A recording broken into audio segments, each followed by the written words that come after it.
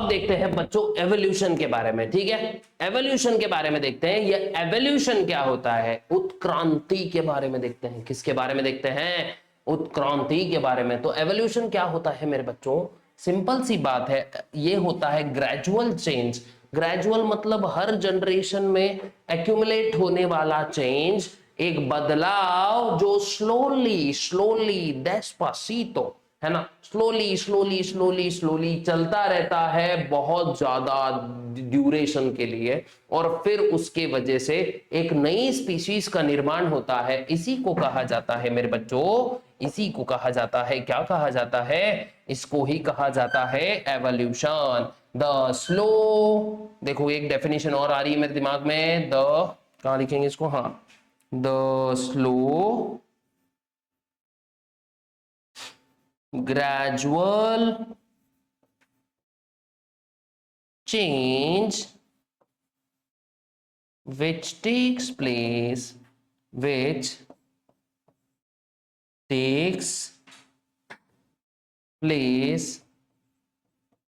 in an organism,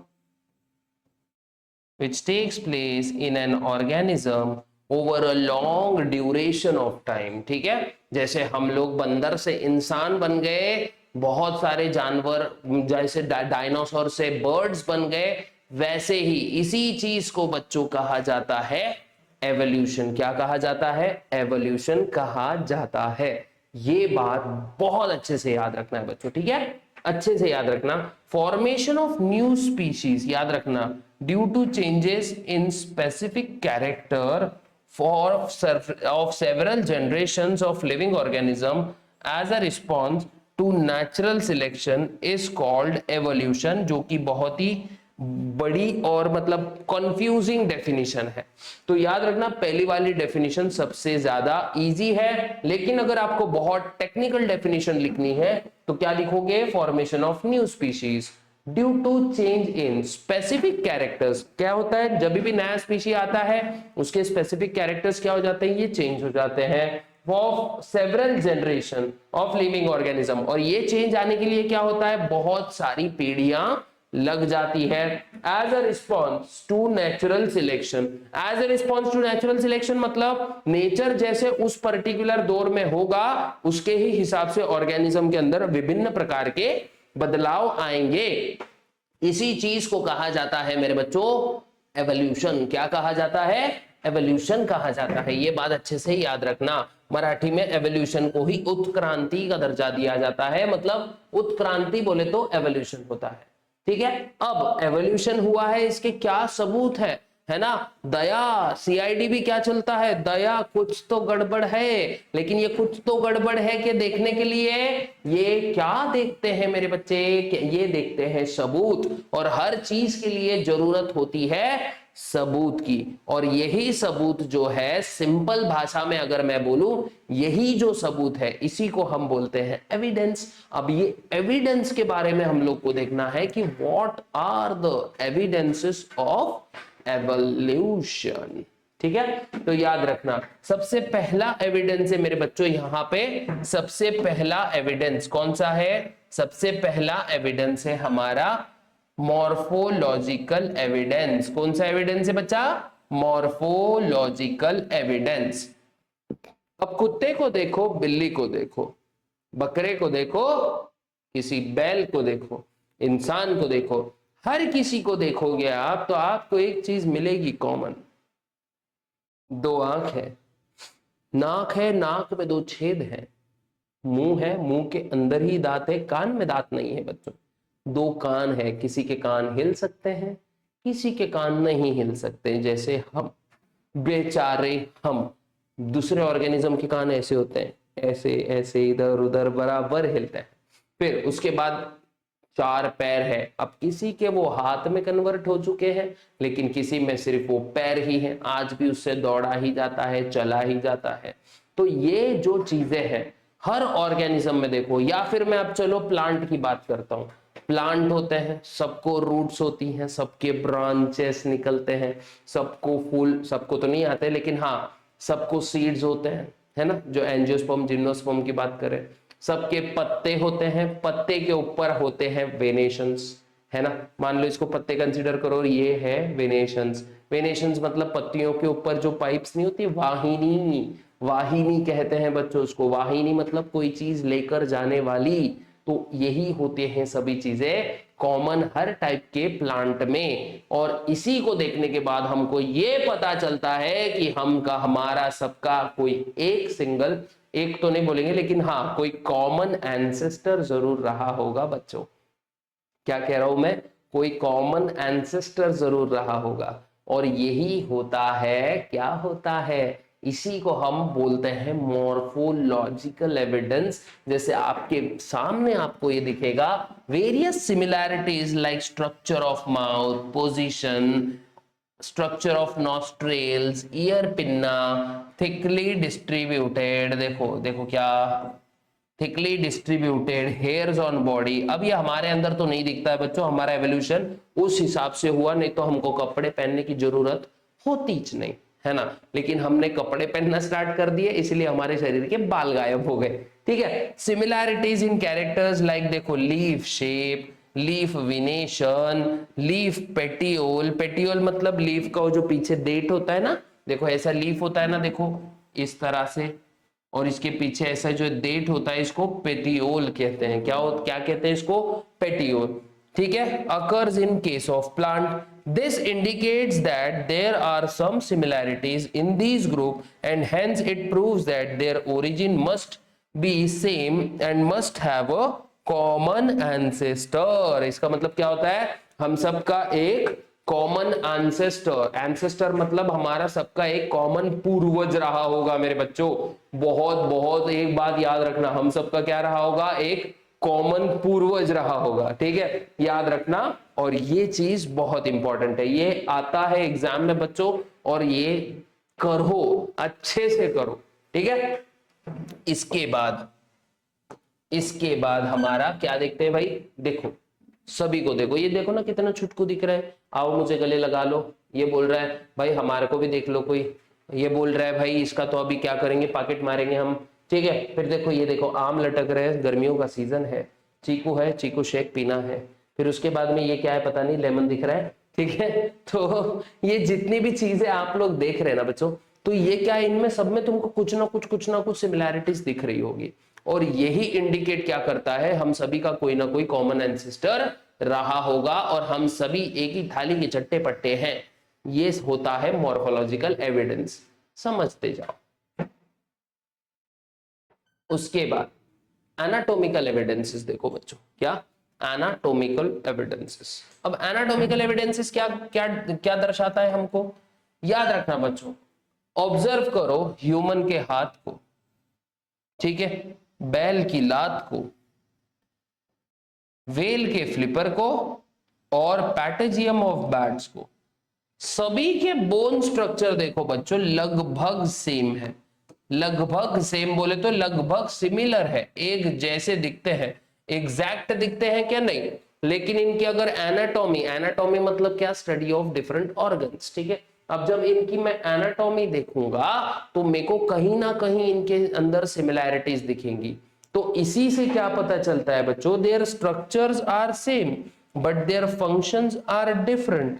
Due to this, we come to know that all organisms are being evolved from a same खट्टा पुराना dialogue common ancestor. ये सब देखने के बाद पता चलता है कि हम सब एक ही थाली के चट्टे पट्टे हैं, हमारा कोई भाइयों बहनों एक ही पूर्वज है।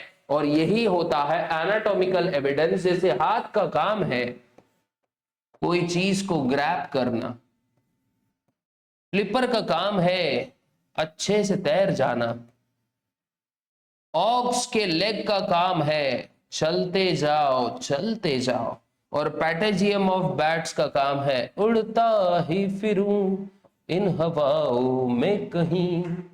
बैट्स को उड़ाता है ना ये, याद रखना, बहुत अच्छे से याद रखना, ठीक है, अच्छे से याद रखना बच्चों। शायद यहां तक भी आपको अच्छे से समझ में आया होगा। ओके ओके ओके, क्विट करते हैं इसको। अब वेस्टिजियल ऑर्गन दिमाग में आता है ना, क्या होता है भाई vestigial organs, okay. Now what are vestigial organs? याद रखना, डीजेनरेटेड और under developed useless organ of organisms are called as vestigial organ. क्या बोलते हैं इसको? Vestigial organ. ठीक है। Mostly a specific structure in the body is useful under some situation, however same structure under different situation may become, क्या होता है बच्चों? मे बिकम यूजलेस और इवन हार्मफुल।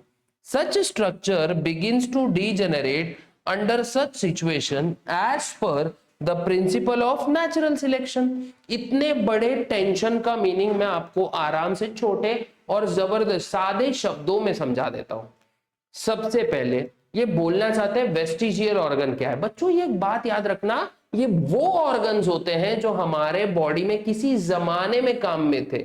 हमारे बॉडी में मतलब हमारे ही पूर्वजों के बॉडी में कहीं ना कहीं काम के थे, लेकिन आज इनके हमारे बॉडी के अंदर इनका कोई काम नहीं है, या फिर कभी कभी ये बहुत ज्यादा हार्मफुल हो जाते हैं, मतलब तकलीफदायक त्रासदायक हो जाते हैं। और इनको ही कहा जाता है बच्चों, क्या कहा जाता है? इनको ही कहा जाता है, क्या कहा जाता है भाई? इनको ही कहा जाता है वेस्टिजियल ऑर्गन। ठीक है। अब ये ऑर्गन ऐसे बने क्यों? मान लो बच्चों हम खाते थे घास, है ना, हम खाते थे घास, हमारे पास नहीं थी कोई खाने की आस, लेकिन हमने खाना चालू कर दिया पका हुआ मीट, और फिर हमारे बॉडी में जो अपेंडिक्स था इसका गेट लॉस्ट हो गया, है ना, पहली फुर्सत में निकाल दिया गया इसको। और फिर उस वजह से क्या हुआ, याद रखना भाई, उस वजह से क्या हुआ, हमारा जो ये अपेंडिक्स है, अपेंडिक्स ये निष्क्रिय हो गया। निष्क्रिय का मतलब क्या है? अनफंक्शनल, नॉन फंक्शनल, डीजेनरेटेड हो गया। और ऐसे ऑर्गन को जो काम नहीं करते, हमारे बॉडी में कोई काम नहीं करते, अपने अपेंडिक्स का काम क्या था? जो हम घास फूस खाते थे उसका जो सेल्यूलोज था उसको क्या करता था? अपेंडिक्स हमारे सेल्यूलोज को डाइजेस्ट करवाने का काम करता था। लेकिन अब हम लोग तो भाई सब अच्छा अच्छा खाने लग गए, है ना, कोई जरूरत ही नहीं रह गई हमको ये चीज खाने की। तो उस वजह से ये डीजेनरेट हो गया, बिकॉज सालों साल धीरे धीरे हमारे बॉडी के अंदर क्या हुआ? चेंजेस आने लगे, हमारे अंदर एवोल्यूशन होने लगा। और जो अपेंडिक्स था, ये अपेंडिक्स का फंक्शन अब बॉडी को लगा नहीं यार, अब क्या है, सेल्यूलोज नहीं, क्या करेंगे, छोड़ो, हकालते हैं, अब अपेंडिक्स को जॉब से निकालते हैं थोड़ा सा। हाँ, और ऐसे ही अपेंडिक्स का फंक्शन हमारे बॉडी में नहीं रहा। फिर देखो दूसरे जानवरों के कान देखना, इधर उधर मस्त हिलते रहते हैं, हमारा देखो भला हिलता है कि कान ऐसे? कान नहीं, पूरा माथा हिल जा रहा है मेरा। तो ये जो कान है, ये ईयर पिन्ना, तो हमारे ये मसल्स भी क्या हो गए? डीजेनरेट हो गए। ओके, यही चीजें होती है बच्चों। फिर बाद में हमारी टेल बोन सभी के पास होती थी बच्चों। पूंछ तो कितना कूल लगता था ना, ऐसे समझो टीचर चलता था और बच्चे पीछे बात कर रहे हैं ऐसे, तो ऐसे पूंछ निकाल के जोर से लपड़ लगाते थे बच्चों को, है ना। फिर बच्चे एक में कैसी पूंछ खींचते थे और बोलते थे, टीचर को कंप्लेंट कैसे करते थे? टीचर यानी माझी शेपटी ओढ़ली, है ना, ऐसे होता था। लेकिन हम इंसानों में ये जो टेल बोन है ये वेस्टिजियल हो गई, मतलब एक जमाने में थी, एक जमाने में भैया थी, लेकिन अब नहीं है। ये बात आपको अच्छे से याद रखनी है। तो इसी को हम कहते हैं बचवा, इसी को बचवा कहते हैं वेस्टिजियल ऑर्गन। जैसे फॉर एग्जाम्पल ई अपेंडिक्स को देखो, ई ईयर पिन्ना को देखो, ये सब हम लोग बताए हैं तुहार। ठीक है। अब देखो बच्चा, इसको क्या होता है भाई? थाउजेंड्स ऑफ ईयर लगते हैं बच्चों। ऐसा तो नहीं है आज हम सो रहे हैं कल हमारे कान गायब हो जाएंगे, ऐसा तो नहीं है, इसको बहुत सारे साल लगते हैं। फिर such organs are seen in different phases of disappearance. कुछ ऑर्गन एकदम छोटे हो जाएंगे, दिखेंगे इच नहीं, बहुत नजदीक से देखने के बाद पता चलेगा कि नहीं भाई ये एक जमाने में फंक्शनल था। उसके बाद अब देखो appendix which is useless to human is useful and fully functional in organs of ruminants. Ruminants मतलब जो रवंत करणारे प्राणी असतात ना, जे रवंत करणारे प्राणी असतात, म्हणजे जे वागोळणारे प्राणी असतात, म्हणजे ते खाणार थोड्या वेळानंतर परत ते माउथ मध्ये आणणार आणि त्यालाच वागोळत राहणार आणि असेच प्राण्यांना आपण काय म्हणतो, रुमिनंट्स. ठीक आहे, असेच प्राण्यांना आपण रुमिनंट्स म्हणतो. जसं फॉर एक्झाम्पल गाई, म्हैस है ना, गाई आहे, म्हैस है ना, त्याच्यानंतर कॅमल्स वगैरह है ना. तो जितने भी ये जानवर है ना बच्चों, ये होते हैं रुमिनेंट्स, ये अच्छे से याद रखना.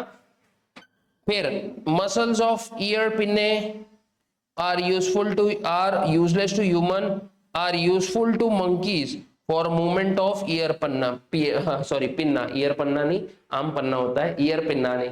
ठीक है, तो ईयर पिन्ना हमारा वाला हो चुका है डीजनरेट. ये बात याद रखना. आप कुछ ही इसका काम है, शायद बोल नहीं सकते, कुछ दिन के बाद ये ऐसा हो जाएगा फ्लैट, कुछ भी दिखेगा नहीं, मतलब दिखेगा ही नहीं बाहर क्या है, सिर्फ एक छेद होगा छोटा सा, रेप्टाइल्स जैसा, छिपकली जैसा. हो सकता है ना भाई, क्यों नहीं हो सकता है. फिर देखो, अब देखते हैं कौन सा वाला भाई. तीसरा एविडेंस देख लिया हमने, कौन सा, वेस्टिजियल ऑर्गन. अब देखते हैं भाई चौथा वाला एविडेंस, जिसका नाम है पैलियोंटोलॉजिकल एविडेंस. बच्चों आप में से डायनासोर्स किस किस को पसंद है मेरे को नहीं पता, लेकिन बहुत सुंदर होते थे बच्चों, मेरे को ऐसा पर्सनली लगता है. तो देखो, dead remains of organism existed in the past are called as fossils. अब जो जानवर जितना जल्दी मरेगा वो सॉइल में उतना ज्यादा नीचे नीचे की लेयर में दबता चला जाएगा, है ना. और जब हम इनकी कार्बन डेटिंग करते हैं, अब थोड़ा सा इंट्रोडक्शन अपन कार्बन डेटिंग पे देख लेते हैं. Carbon consumption of animals and plants stops after the death, and since then only the decaying process of carbon 14 occurs continuously. मतलब कार्बन 14 आइसोटोप वहां पे बनता है और कंटिन्यू वो डिग्रेड होते रहता है. ठीक है, इन case of dead bodies of plants and animals, instead of remaining constant, the ratio between carbon 14 and carbon 12 changes continuously, and as C12 is non-radioactive, as C12 is non radio active. तो यहाँ पे क्या होता है बच्चों, जैसे जैसे organism degrade होगा, जो C12 है इसका रेशियो कम होगा और C14 का रेशियो जैसे ऊपर राइज होते जाएगा. ठीक है, इसी प्रोसेस की, मतलब जब यही C14 को हम लोग देखते हैं तो इसको कहा जाता है कार्बन डेटिंग. अब देखो कैसे होता है ये पूरा काम. ठीक है, कार्बन कंजम्पशन ऑफ एनिमल, ये तो हो गया अपना. हाँ, in dead bodies of plants and animals, instead of remaining constant, the ratio between C14 and C12 changes continuously as C12 is non-radioactive. The time passed since the death of plant and animal can be calculated by measuring the ratio of C14. तो यहाँ पे हम क्या देखते हैं, C14 का ratio देखते हैं. देखो बच्चों, एक इंपॉर्टेंट लाइन कौन सी है, C14 का हम क्या करते हैं, C14 का रेशियो देखते हैं C12 के साथ, और इसी पूरी प्रोसेस को हम कार्बन डेटिंग कहा, मतलब इसी पूरी प्रोसेस को कार्बन डेटिंग कहा जाता है.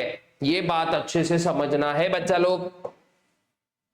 फिर इसके बाद में पैलियोंटोलॉजिकल एविडेंस में देखो, ये देख रहे हैं हम लोग, जो ऑर्गेनिज्म जितना पुराना होगा वो सॉइल के उतने ही निचली लेयर में रहेगा. जो ऑर्गेनिज्म जितना नया होगा, मतलब अभी अभी मरा हुआ है, तो वो सॉइल के उतनी ही ऊपर की लेयर में रहेगा. अब ये याद रखो, जितना हम नीचे खोदते जाएंगे उतने हमको पुराने ऑर्गेनिजम्स के बारे में देखने को मिलेगा, और जैसे जैसे हम ऊपर आएंगे वैसे वैसे नए ऑर्गेनिज्म के बारे में देखने को मिलेगा.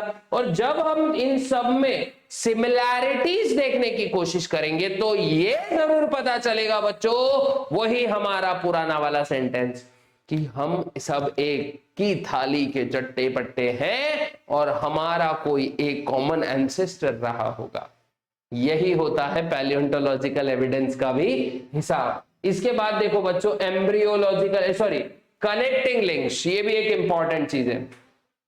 देखो बच्चों, इस धरती पे कुछ जीव ऐसे एग्जिस्ट करते हैं जो दो अलग अलग ग्रुप ऑफ ऑर्गेनिज्म के बीच का बीच की लिंक जैसे बिहेव करते हैं. ठीक है, तो इसी को हम कहते हैं बच्चों कनेक्टिंग लिंक. देखो, some plants and animals show morphological characters by which they can be related to two different group. तो जब भी हम एक ऐसे ऑर्गेनिज्म को देखते हैं जो दो अलग अलग ग्रुप के ऑर्गेनिजम्स के बीच वाला कुछ तो भी होता है, इसको हम कनेक्टिंग लिंक्स बोलते हैं. जैसे देखो बच्चों, डक बाइल प्लाटिपस ये duck billed platypus actually reptile, birds और मैमल्स के बीच की कनेक्टिंग लिंक है।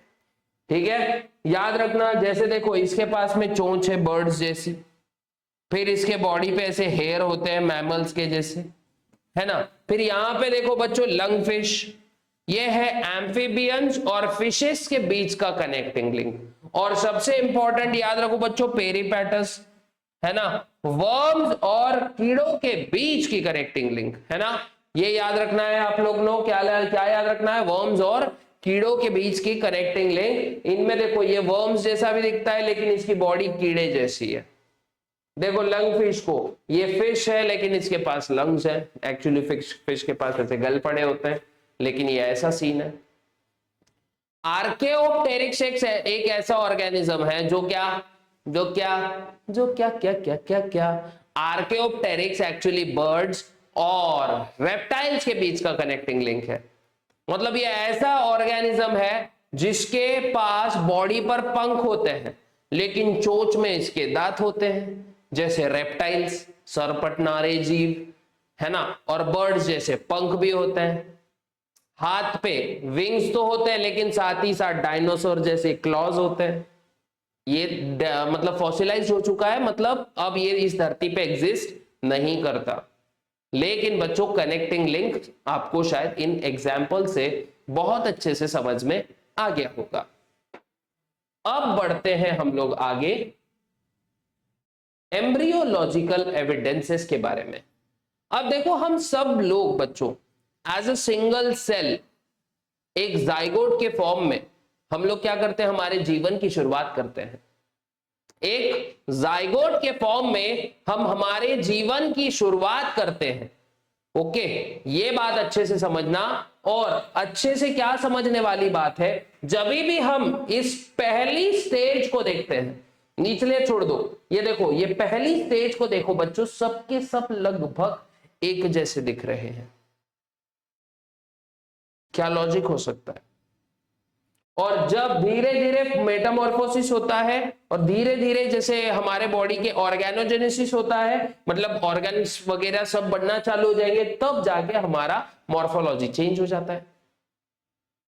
लेकिन हमारे जिंदगी मतलब एम्ब्रियोलॉजी की जो लेवल होती है, जो एम्ब्रियोजेनेसिस की स्टेजेस होती हैं, उसमें मैं अगर पहली स्टेज को देखूं तो लगभग सबके सब सेम एग्जैक्ट सभी के सभी एक जैसे दिखते हैं बच्चों, लगभग सिमिलर दिखते हैं, है ना। अब ये सिमिलैरिटी क्यों है भाई?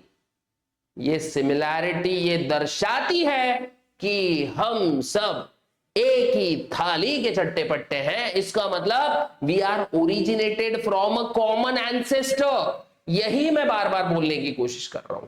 जैसे यहां पे लिखा है, जैसे यहां पे देखो लिखा है बच्चों, जैसे comparative embryonic developmental stage of various vertebrates given in the picture shows that all embryos show extreme similarities during initial stages and those similarities decreases gradually as organism develops. So similarities in the initial stage indicates common origin of this organism। मतलब हम सब का ancestor एक common organism, मतलब एक कोई common organism या फिर स्पीशी हो सकती है। यही है हमारा छठा नंबर का, क्या छठे नंबर का एविडेंस, जो कि है एम्ब्रियोलॉजिकल एविडेंस। ओके, इसके बाद क्या आएगा बच्चों, हमारे डार्विन बाबा की थ्योरी। डार्विन बाबा बोल गए हैं अपनी ओरिजिन ऑफ स्पीशीज नाम की बुक में कि देखो ऑल ऑर्गेनिज्म रिप्रोड्यूस प्रोलिफिकली। प्रोलिफिकली का मीनिंग क्या होता है मेरे बच्चों? प्रोलिफिकली देखो, प्रोलिफिकली का मतलब होता है बहुत ज्यादा, बहुत ज्यादा, है ना। प्रोलिफिकली का मतलब क्या होता है? बहुत ज्यादा, मतलब हर ऑर्गेनिज्म बहुत ज्यादा लेवल पे क्या करता है, खुद की बोलेंगे ना जनरेशन बनाना चाहता है ना, खुद का जनरेशन बढ़ाना चाहता है ना। उसको इस धरती पे हमारी खुद की स्पीशीज जो है उसको सबसे ज्यादा रखनी है, इसीलिए ये बहुत ज्यादा रिप्रोड्यूस करता है बच्चों। समझ रहा है ना?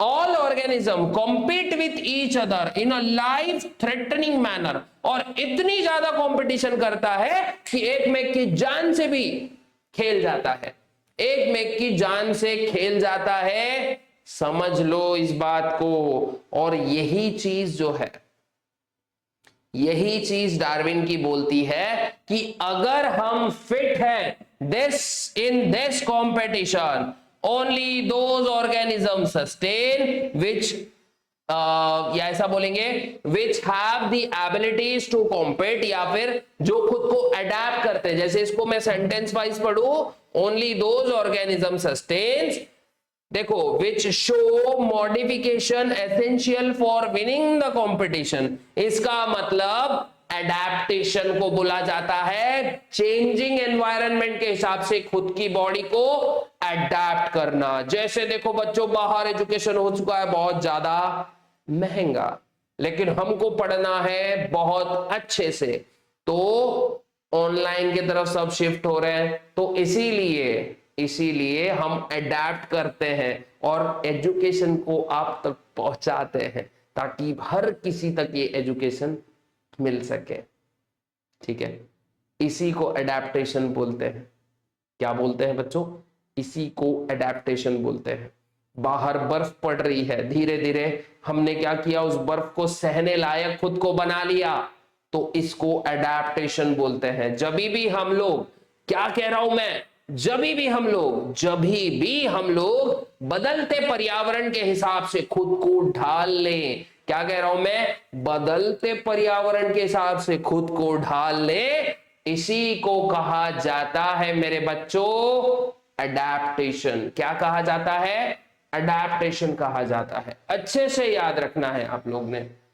इसके बाद however besides the natural selection also plays a role, because nature selects only those organisms which are fit to live and the rest perish। तो डार्विन बाबा के दो चीजें आप लोग याद रखो बच्चों। सबसे पहली चीज, ऑर्गेनिज्म बहुत ज्यादा रिप्रोड्यूस करेगा और कॉम्पीट करेगा जीवनदायी लेवल पर। इसका मतलब कॉम्पीट करेगा मारने मरने तक। दूसरी चीज, वही जीव इस धरती पे सरवाइव करेगा जो फिट है। तो जो फिट है वो हिट है। ये बात याद रखो बच्चों, और अच्छा खाना खाना स्टार्ट कर दो। इस धरती पर जो फिट है वो हिट है। हमको कैसे फिट होना है? माइंड से फिट होना है, तो हम हिट होंगे। समझ रहा है ना? यही चीज डार्विन बाबा ने बोली थी। और जो फिट नहीं है तो नेचर बोलती है भैया तू बैठ जा, तू जा साइड में, तेरी इस धरती पे अब जरूरत नहीं है, तेरे को मैं यहां से कर देती है डिलीट। समझ गया? ये बात याद रखो बच्चों। इसके बाद ऑब्जेक्शंस। डार्विन ने बोला तो चलो ठीक है, इतने सारी थ्योरी दे दी, लेकिन उनके ऑब्जेक्शंस भी थे बच्चों। जैसे नेचुरल सिलेक्शन ये अकेला एक मेथड नहीं है जिसकी वजह से एवोल्यूशन होता है। बहुत सारी चीजें हैं, कभी कभी म्यूटेशन भी हो जाता है, ठीक है ना, कभी कभी म्यूटेशन भी हो जाता है, और ये भी एक इंपॉर्टेंट जरिया है एवोल्यूशन का। फिर Darwinism did not mention and explain about the useful and useless modification. अब देखो कभी कभी यूजफुल मॉडिफिकेशन होते हैं और उसी के साथ कुछ कुछ मॉडिफिकेशन यूजलेस भी आ जाते हैं। तो ये क्यों होता है, ये होता क्यों है, ये वो नहीं बता पाए। There is no explanation about slow changes and abrupt changes. अचानक और स्लो चेंजेस के बीच में उन्होंने डिफरेंस नहीं बताया कि चेंजेस इतने स्लो क्यों होते हैं, है ना। एवोल्यूशन तेरा साबुन स्लो है क्या, ये उन्होंने नहीं बताया कि भाई ये स्लो क्यों है। फिर irrespective of all these objections, Darwin का जो सिद्धांत है ये एक मील का पत्थर है बच्चों, मतलब माइलस्टोन है पूरे के पूरे एवोल्यूशन की थ्योरी में। ये बात अच्छे से याद रखो। उसके बाद लैमर्किज्म बोलते हैं। ये बाबा तो बहुत ही तेजस्वी मानुष, उसने क्या बोला, उसने मीन्स उन्होंने थोड़ी रिस्पेक्ट देना जरूरी है बच्चों, क्योंकि ग्रेट साइंटिस्ट है। लैमर्किज्म में उन्होंने बोला कि भाई ऐसे ऑर्गेनिज्म जो अपने बॉडी का कोई अंग अंग अंग भड़का देसी तड़का, है ना। जो अपने बॉडी का अंग जो ज्यादा यूज करेंगे वो अंग होगा डेवलप, और जो ज्यादा अंग यूज नहीं होगा वो हो जाएगा पेरिश, मतलब बॉडी से वो हट जाएगा। इसी को बोलते हैं लेजीनेस और activity of that particular organ और ऑर्गेनिज्म बोल दो। तो यही होती है लैमार्किज्म की थ्योरी। लेकिन ये थ्योरी बिल्कुल घटिया नहीं थी, कुछ कुछ इसमें ये थ्योरी बहुत अच्छी थी, लेकिन बाद में यहां पर इनकी थ्योरी को रिजेक्ट कर दिया गया। He called this concept as principle of use and disuse of organ. हमने ये नहीं देखना है कि इनकी थ्योरी को फेंक के आ गए, हमको सिर्फ ये देखना है कि फिल इन द ब्लैंक्स कहां से आ सकती है भाई, ठीक है। तो इसीलिए मैंने टेक्स्ट बुक्स में से आपके लिए खास खास पॉइंट्स निकाले बच्चों। ये बात याद रख लेंगे, ओके, ये बात याद रख लेना। इसके बाद एक सेकेंड, ये क्यों आ गया, हाँ, इसके बाद देखो बच्चों स्पेसिएशन। स्पेसिएशन क्या होता है, ठीक, what is mean by speciation, है ना। What is meant by speciation? देखो, formation of new species of plant and animal is the effect of evolution। तो सिंपली जब भी इस धरती पे नई स्पीशीज का जन्म होगा या फिर नई स्पीशीज इस धरती में अस्तित्व में आएगी, इसी को कहा जाता है मेरे बच्चों स्पेसिएशन। क्या कहा जाता है, स्पेसिएशन कहा जाता है।